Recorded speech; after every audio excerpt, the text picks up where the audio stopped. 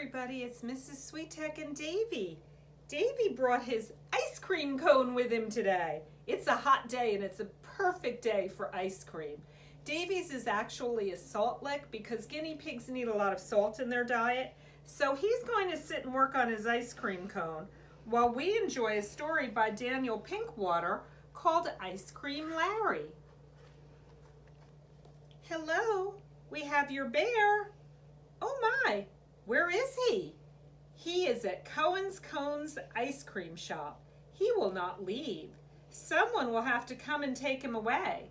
I could hear Larry saying, I think I will have another blueberry sundae. No more, I heard someone say. Larry is a polar bear. He lives in our hotel. Once Larry saved my father's life, and that is why the hotel is called the Hotel Larry. Larry is the lifeguard at the hotel pool. I hurried down to the ice cream shop. Mrs. Cohen was the owner of Cohen's Cones. Out of the goodness of my heart, I allowed this bear to sleep in the walk-in freezer. Now I find he has eaten over 250 pounds of ice cream.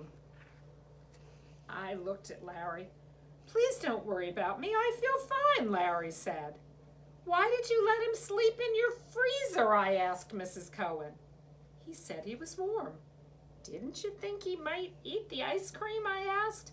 He said we had nothing to fear, Mrs. Cohen said. I think he meant to tell you that he would not eat any people, I said. He won't, you know. Eat people? That's right. I don't see how you can let a bear into your freezer and not expect him to eat ice cream, I said. He ate a lot, Mrs. Cohen said. Well, he's a bear. I suppose. I didn't eat any of the almond crunch, Larry said. Could I have some now, please? No, said Mrs. Cohen. My father will pay for the ice cream, I said. Larry is his very best friend. In that case, you may each have an almond crunch cone, Mrs. Cohen said. But take that bear away. Larry and I walked away from Cohen's Cones, licking our almond crunches. It was wrong to eat all the ice cream, I said. I became overheated, Larry said. I only intended to have a nap. I think I ate the ice cream in my sleep. You continued asking for ice cream when you were awake, I said. Well, yes, Larry said. I saw no harm in it. The customers seemed to think it was pretty cute, and a man came and took my picture. The next day, Larry's picture was in the newspaper. Bear eats 1/8 of a ton of ice cream, it said above the picture. And under the picture it said, I do not feel sick, says the bear. Mildred, you know Larry is not supposed to leave the hotel without you, my father said. Mildred was at her karate lesson, Larry said. I became bored. I have paid for the ice cream. We will say no more about it, my father said. But then a man came to stay at the hotel. He signed his name in the book at the desk. I. Berg. Is this the hotel where the polar bear lives? I. Berg asked. Oh, yes, my mother said. May I see him? I. Berg asked. He is sleeping. He ate a great deal of ice cream yesterday, my mother said, but I am sure you will see him later. After supper, Mr. Berg approached my father. He gave my father a card that read, I. Berg, Iceberg Ice Cream Company. Are you the bear's owner, Mr. Berg? Asked my father. Owner? No, he is my friend, my father said. Would it be possible for me to speak to him on a matter of business? He is a wild polar bear, and he may speak to whomever he likes, but I would like to be present. Of course, Mr. I. Berg said. Larry and my father and Mr. Berg sat down together in the lobby. It is my honor to own the Iceberg Ice Cream Company of Baltimore, Maryland, founded in 1851. You may know our slogan, Iceberg, Iceberg. We all scream for Iceberg. I'm not sure I understand it, Larry said. No, Mr. Berg said. No one seems to. It's still a catchy slogan, my father said. Larry, your picture has been copied in newspapers all over the world. People know that you ate half a ton of ice cream at Cohen's Cones, but they do not know that it was iceberg ice cream you ate. It was only an eighth of a ton, Larry said. Still, it was a lot of ice cream, Mr. Berg said. I was overheated and hungry, Larry said. I'm often hungry. I had to pay for it all, my father said. Larry, would you like to come with me to Baltimore, Maryland? I can show you our modern-day ice cream factory. I will bring you home the very next day.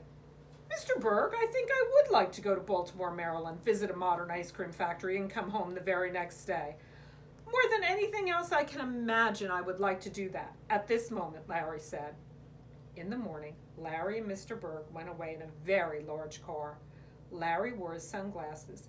He took with him a small suitcase containing his bongos and a paperback copy of Moby Dick by Herman Melville. The following day, Mr. Berg brought Larry back to the hotel. Did you have a nice time in Baltimore, Maryland? I asked Larry. I had a very nice time, Larry said. Was the modern ice cream factory interesting? I asked. Yes, it was quite modern and very interesting. I learned a great deal, Larry said. Why did Mr. Berg want to show it to you? And what did you learn? And what did you do? I asked. I would prefer to tell you about it another time, Larry said. You won't tell me now? I prefer not to. Larry continued to refuse to talk about his visit to Baltimore, Maryland. He said nothing to my father, nothing to my mother, and nothing to me. Mr. Berg visited Larry a number of times. Larry would sit in a very large car with Mr. Berg, and they would look at sheets of paper and talk to each other.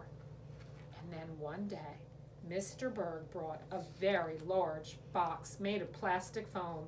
He dragged it into the hotel and called us to gather around. Behold, Mr. Berg said. He took the lid off the box. It was full of ice cream bars, each with a picture of Larry on the wrapper. I give you the Larry bar, Mr. Berg said. I am so proud, Larry said. The Larry bars came in many flavors: vanilla, chocolate, strawberry, blueberry, Arctic almond, bearberry, polar pineapple, and codfish. The codfish was my idea, Larry said. Mr. Berg said he's not sure about that one, but I know it will be popular. Mr. Berg unrolled a large poster.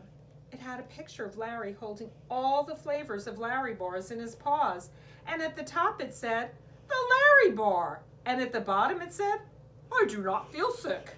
Our new slogan, Mr. Berg said. The rest is history.